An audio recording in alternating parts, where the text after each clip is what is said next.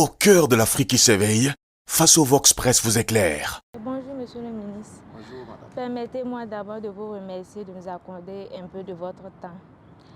Votre ministère occupe une place importante dans le contexte actuel. Monsieur le ministre, nous sommes en révolution progressiste populaire.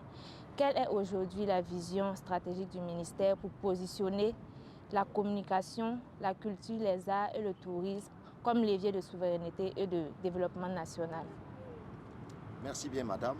Je voudrais commencer par vous remercier et féliciter l'équipe de Faso Vox Press, qui est un jeune média que nous suivons et que nous apprécions beaucoup pour votre engagement et aussi pour la pertinence des contenus que vous produisez chaque jour. Je vous souhaite donc bon vent et je souhaite que vous puissiez être un média patriote, un média qui va s'inscrire résolument dans la dynamique de la révolution progressiste populaire dont vous avez vous-même parlé tout à l'heure. Alors effectivement, le Burkina Faso, sous les orientations et le leadership du camarade président du Faso, le capitaine Ibrahim Traoré, a fait le choix de s'engager sur le chemin de la révolution.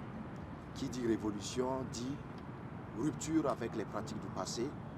Qui dit révolution dit changement de mentalité, transformation sociale. Et vous savez que nous ne pouvons pas atteindre cet objectif si nous ne passons pas justement par l'information, par la communication. C'est en cela justement que la mission qui est assignée à notre département est une mission extrêmement importante. Et nous travaillons en synergie avec l'ensemble de nos collaborateurs, l'ensemble de nos parties prenantes, mais aussi avec l'accompagnement des autres membres du gouvernement, avec les orientations que nous recevons au quotidien du chef du gouvernement. Nous travaillons bien sûr à réussir cette mission-là. Vous savez qu'aujourd'hui, la révolution progressiste populaire est combattue par plusieurs personnes, aussi bien en interne qu'à l'externe. Et à l'externe, nous n'avons eu de cesse de parler des impérialistes qui malheureusement ont perdu le contrôle d'un certain nombre de pays africains, en commençant déjà par le Burkina Faso, par le Mali, le Niger. Vous savez que nos trois États ensemble sont au sein de la confédération AES. Nous avons dénoncé un certain nombre de contrats, nous avons dénoncé d'autres pratiques et aujourd'hui la seule alternative qui reste à ces pays impérialistes, c'est la désinformation. Et cette désinformation se nourrit bien sûr quelquefois de l'ignorance de nos populations, mais aussi du choix qui est fait d'accorder de la crédibilité à un certain nombre de médias. Et aujourd'hui, donc l'enjeu, c'est de travailler véritablement à soutenir nos médias nationaux, à soutenir les médias panafricains pour que ce soit de véritables outils et vecteurs d'une communication saine. Cette communication qui montre la réalité de nos pays, cette communication qui sensibilise nos populations sur la vision stratégique de nos différents chefs d'État.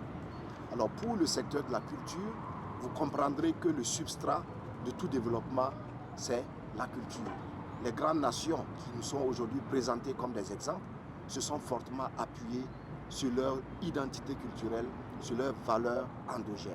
Et c'est ce que nous sommes en train d'implémenter également au niveau du Burkina Faso.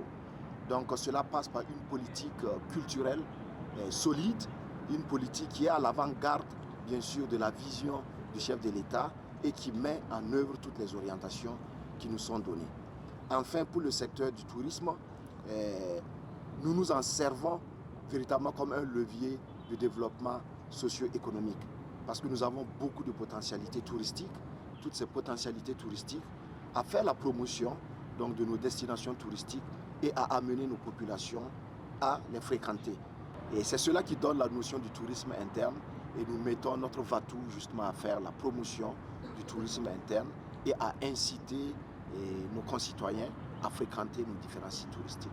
En résumé, voilà, le département en charge de la communication, de la culture, des arts et du tourisme, effectivement est un département stratégique, nous en sommes conscients et nous travaillons nuit et jour à pouvoir donc assumer avec responsabilité et avec engagement cette mission qui nous est assignée. Monsieur le ministre, dans un contexte de guerre informationnelle et communicationnelle, quelles sont les grandes orientations mises en place pour renforcer la souveraineté médiatique et la crédibilité de l'information nationale? Alors la souveraineté médiatique commence déjà par la mise en place de nos propres médias. Vous savez, au Burkina Faso, nous avons les médias publics, c'est notamment la RTB, c'est les éditions Sidoya, c'est l'agence d'information du Burkina. Et au niveau de la RTB, nous avons des chaînes thématiques, nous avons d'autres médias qui gravitent autour et qui font donc que nous avons un groupe de presse suffisamment solide. Mais à côté des médias publics, vous avez les médias privés qui ont été créés par des promoteurs privés. Alors pour le cas du Burkina Faso, nous travaillons déjà à mieux structurer le secteur. Et de 2022 à maintenant, il y a eu un travail formidable qui a été fait pour assainir le paysage.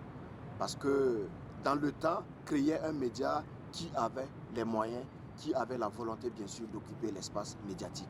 Mais aujourd'hui, nous sommes dans une dynamique, nous sommes dans une vision et nous avons besoin que tous ces médias puissent être des entreprises patriotes, qui puissent accompagner la dynamique, qui est une dynamique non seulement de lutte contre le terrorisme, mais aussi une dynamique de développement socio-économique de notre pays. Et aujourd'hui, c'est unanime, tous les Burkinabés aspirent à un mieux-être. Et les gouvernants aujourd'hui travaillent de façon engagée, de façon courageuse à ce que nous puissions atteindre bien sûr ce développement qui passe par l'autosuffisance alimentaire, qui passe par l'amélioration de l'accès aux soins de santé, qui passe également par l'accès à l'éducation. Donc voici autant de chantiers qui sont engagés par le chef de l'État et nous avons besoin de l'accompagnement de nos médias, qu'ils soient publics ou privés. Alors donc la souveraineté informationnelle commence déjà par une bonne collaboration avec l'ensemble de ces médias. Amener les différents acteurs, les journalistes, les patrons de presse à comprendre la philosophie, à adhérer à la vision et donc à apporter leur contribution. Vous savez que les médias de par leur nature ont une responsabilité sociale. Les médias ont un rôle social à jouer. Et c'est d'ailleurs pour ça que l'État apporte chaque année une subvention pour soutenir l'activité médiatique. Mais nous comprenons et nous savons que tout le monde ne voit pas forcément les choses de la même manière. Donc la contradiction, la diversité des points de vue, c'est quelque chose qui devrait pouvoir enrichir le débat public. Mais nous sommes également très fermes parce que les médias qui rament à contre-courant, qui en dépit des sensibilisations, de toutes les approches que nous avons, font l'option d'aller dans le sens contraire, naturellement l'État est souverain, l'État est fort, nous travaillons bien sûr, soit à les ramener dans les rangs ou à les éteindre complètement. Ça aussi, c'est le rôle et la responsabilité de l'État. Alors, à côté des médias nationaux, vous avez les médias sous-régionaux, les médias internationaux, voilà, qui sont eux aussi créés par des pays, par des promoteurs, voilà, par des officines, certaines officines qui aujourd'hui combattent véritablement l'option résolue du Burkina Faso d'aller vers une révolution. Naturellement, face à ces médias qui, pour la plupart, se sont illustrés et brillent d'ailleurs de par la désinformation, par la diffusion des fake news, etc. Face donc à ces médias, nous n'avons pas autre choix que de travailler à engager une guerre médiatique. Ils ont les moyens, nous avons aussi des moyens. Ils ont les outils, nous avons les mêmes outils. Ils ont la connaissance, nous avons aussi des connaissances. Donc sur ce plan, nous sommes véritablement dans une guerre informationnelle et je pense que c'est le plus fort qui remportera. En tout cas, nous sommes satisfaits, sans véritablement tomber dans une autosatisfaction béate.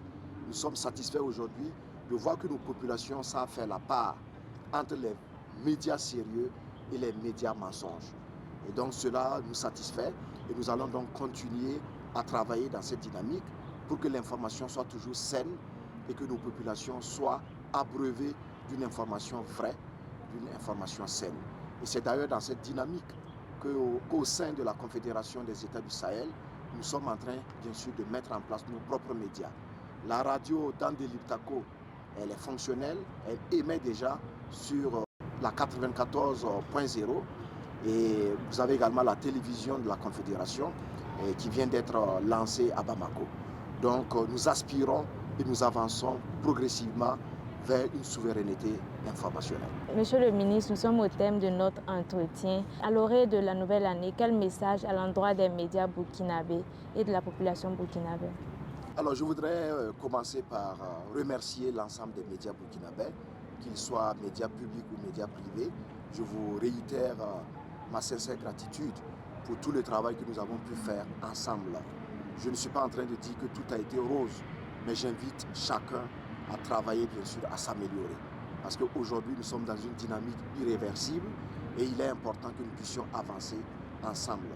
À l'orée donc de la nouvelle année 2026, je voudrais, au nom de mon département, au nom de tous les acteurs, mais aussi au nom du gouvernement, souhaiter une bonne et heureuse année à l'ensemble des médias.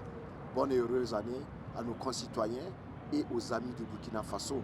Que l'année 2026 soit une année de santé, une année de paix, une année de prospérité et une année de succès en tout ce que vous ferez. Heureuse année, que Dieu bénisse le Burkina Faso. Je vous remercie.